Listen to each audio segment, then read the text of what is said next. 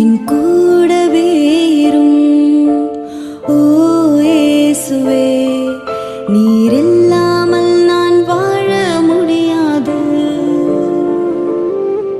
என் பக்கத்திலே